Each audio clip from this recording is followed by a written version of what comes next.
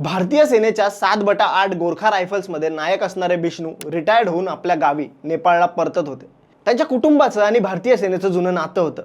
त्यांचे वडील गोपाल बाबू श्रेष्ठ यांनीही याच रेजिमेंटमध्ये देशाची सेवा केली होती.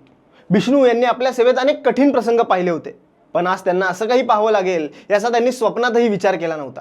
जेव्हा डाकू त्यांच्यापाशी आले तेव्हा त्यांनी शांतपणे आपलं वॉलेट आणि मोबाईल त्यांना दिला. इतक्या शस्त्रधारी डाकूंशी एकट्यानं भिडणं मूर्खपणा होता. पण मग त्यांचं लक्ष काही सीट पुढे गेलं. तिथे 5-6 डाकू एका 18 वर्षाच्या मुलीला घेऊन उभे होते. तिचे आई वडील रडत होते. आमचं सगळं घ्या पण तिला सोडा अशी याचना करत होते. पण डाकू हसत होते.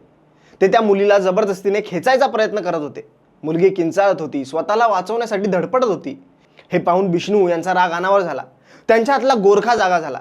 ते आपल्या सीटवरून उठले आणि डाकूंना थांबण्याचा इशारा केला.